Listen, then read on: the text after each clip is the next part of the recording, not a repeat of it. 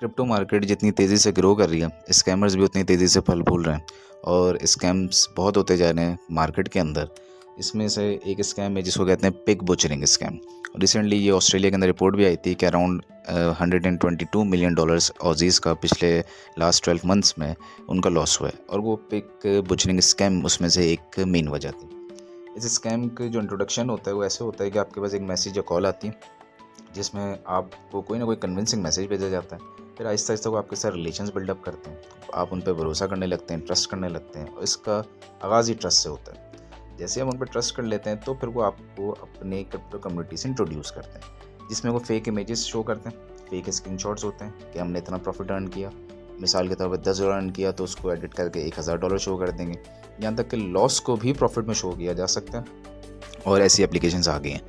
वो फिर अपने fake photoshoot, fake lifestyle show करते हैं, आप कन्विंस हो जाते हैं। और ख़ास तौर पर पाकिस्तान इंडिया के सिनेरियो में तो गुर्बत इतनी है कि वो बहुत ही हाईली कन्विंस हो जाते हैं, बहुत जल्दी इन्फ्लुएंस हो जाते हैं। उसके बाद फिर वो आपको अपनी कम्युनिटी से इंट्रोड्यूस करते हैं, आप कन्विंस हो जाते हैं कि अच्छा इनकी कम्युनिटी अच्छी, ये अगर इतने पैसे अर्न करने तो हम भी कर सकते हैं, तो फिर आप उनमें पार्ट ले लेते हैं। ख़ास तौर पर जैसे ही आप पार्ट लेते हैं तो वो आपसे किसी भी प्रोजेक्ट में इन्वेस्टमेंट कराते हैं टाइमली, और उस इन्वेस्टमेंट के साथ साथ आपसे पैसे जा रहे होते हैं आपके पास से।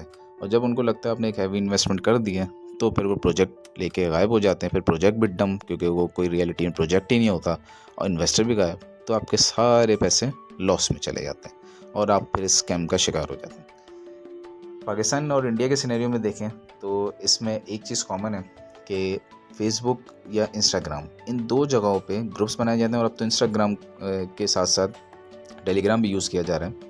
रिसेंटली टेलीग्राम पे केस भी हुआ है।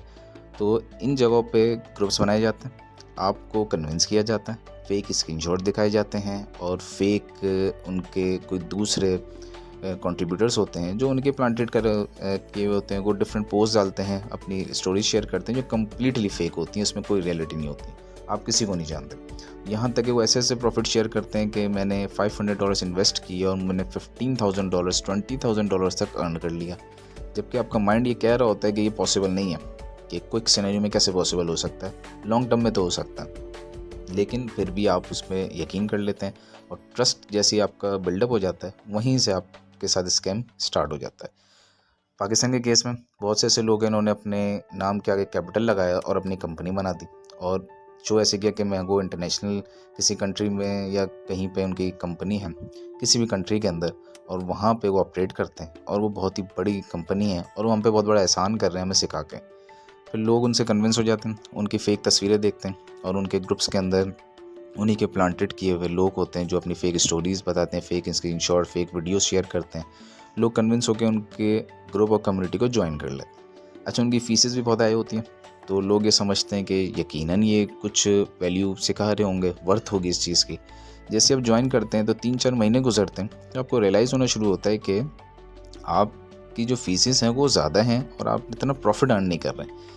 मीनवाइल वो आपको कुछ प्रॉफिट शो करते हैं, वो ऐसे कुछ कॉइन्स बताते हैं जिसमें आपको कुछ प्रॉफिट हो जाता है, जिससे आपका ट्रस्ट मज़ीद बिल्डअप होता है और फिर वो किसी ऐसे प्रोजेक्ट या ऐसे मीम कॉइन में आपकी इन्वेस्टमेंट करवा देंगे जिसके बारे में आपको कुछ नहीं पता होगा और वो कम्प्लीटली फेक होगा। और जैसे ही आपकी इन्वेस्टमेंट एक ह्यूज हो जाएगी, आपके साथ साथ और भी लोग हो जाएगी, पूरा पूल बन जाता है, तो फिर वो गायब हो जाते हैं मार्केट से।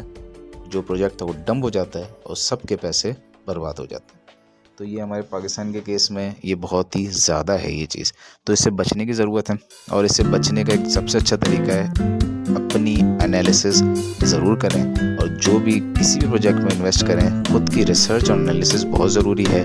किसी और पर डिपेंड करना हमेशा लॉस ही देगा।